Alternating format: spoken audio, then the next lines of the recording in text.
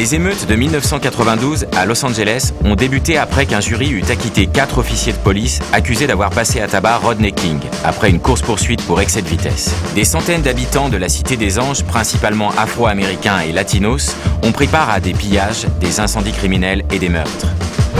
23 avril 1995, Jean-Marie Le Pen, président et candidat du Front National, se classe 4e lors des élections présidentielles et confirme ainsi son ascension électorale pour atteindre 15,10% au premier tour. Cette progression se confirmera la décennie suivante avec son accession au second tour grâce à un score de 16,86%. La notion de fracture sociale, dérivée de celle d'exclusion, se retrouve au cœur de la campagne des présidentielles de 1995.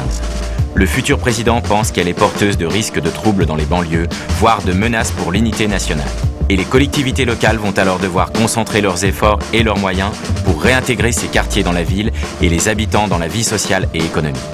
En mars 1998, le ministre de l'Intérieur Jean-Pierre Chevènement évoque devant la presse les grandes lignes d'une circulaire sur la violence au quotidien.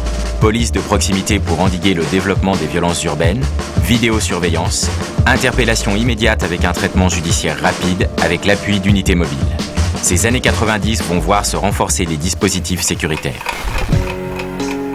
En octobre 1990, alors que la rénovation urbaine de Vaux-en-Velin est engagée et que Michel Noir, nouveau président de la communauté urbaine, vient d'inaugurer un centre commercial au Mas du Taureau qui marque la première opération symbolique de la politique de la ville, un jeune homme, Thomas Claudio, meurt dans une course-poursuite avec des policiers dans le quartier.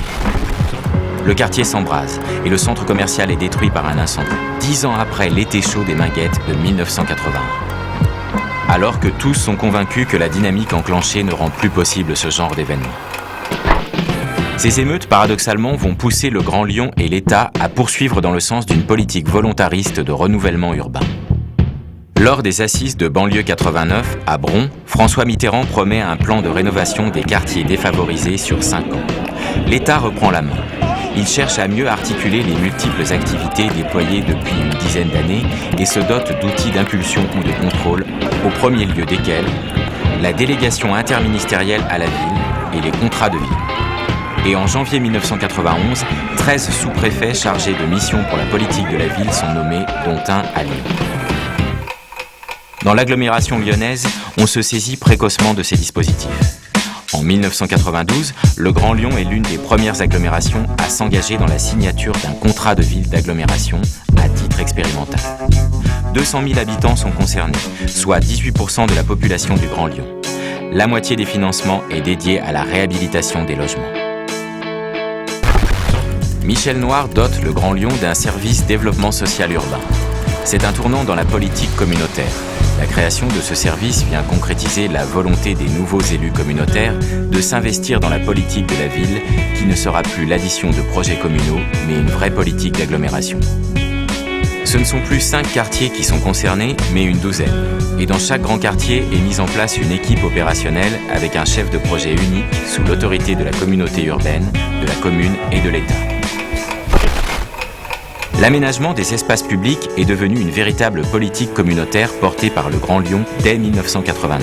Le vice-président à l'urbanisme, Henri Chabert, est persuadé que les espaces publics sont un outil majeur de recomposition urbaine et de vivre ensemble, en particulier face au phénomène de captation d'espaces publics par des groupes, des bandes de jeunes notamment. Les aménagements commencés au centre de Lyon avec la rue de la République, confiée à l'architecte urbaniste Alain Sarfati, vont se poursuivre dans les autres quartiers avec le même niveau d'exigence et de qualité. Et c'est dans cette même rue piétonne que va se dérouler à partir de 1996 le défilé de la Biennale de la danse. Cet événement va concourir à mettre en scène l'agglomération dans sa diversité sociale. Encadrés par des chorégraphes professionnels, des bénévoles de tous âges et de toutes origines, mais majoritairement issus des quartiers les plus populaires de l'agglomération, préparent l'événement au sein d'ateliers de pratiques artistiques financés principalement par la politique de la ville. Le défilé est l'occasion de faire se rencontrer des catégories sociales qui ne se rencontrent pas dans la vie ordinaire. Cet événement traduit aussi que la culture est une dimension de la politique de la ville. Dès son élection à la mairie de Lyon en 1995, Raymond Barre, ancien Premier ministre de sensibilité centriste, affirme sa volonté de dépasser les étiquettes politiques et les a priori idéologiques dans la gestion de la communauté urbaine. Plusieurs membres de l'opposition entrent dans l'exécutif communautaire en devenant vice-président. Le mandat de Raymond Barre marque le passage d'une agglomération gérée par Lyon pour les autres à une agglomération gérée par toutes les communes pour l'avenir de l'agglomération. Dans les quartiers populaires, chez les jeunes d'origine maghrébine principalement, mais pas uniquement, on assiste depuis le début des années 90 à une hausse importante de la pratique culturelle et religieuse, ou de la revendication de la pratique. Cela traduit un besoin de reconnaissance et de dignité.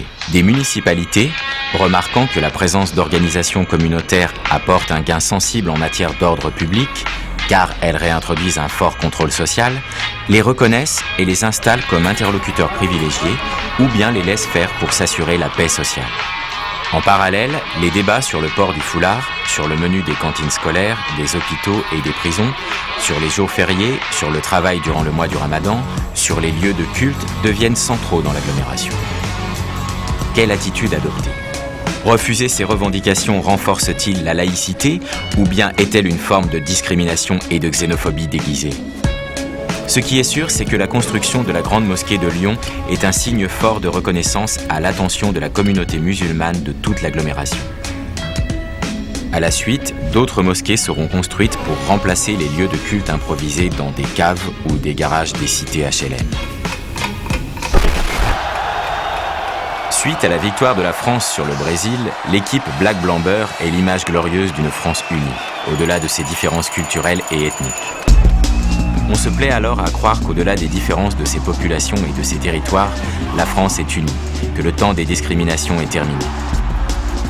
Mais cet engouement ne peut résorber la fracture sociale, résoudre le problème des discriminations et des préjugés raciaux. Néanmoins, à travers l'exemple de l'évolution du hip-hop, et particulièrement de la danse urbaine dans l'agglomération lyonnaise et sa région, ou celui de la Coupe du monde de football de 1998, on voit bien que le pays a soif d'engagement collectif, de se retrouver tous ensemble. On perçoit aussi le désir de reconnaissance émis par les jeunes des banlieues, l'envie de vivre ensemble dans un contexte apaisé, malgré le chômage et l'échec scolaire.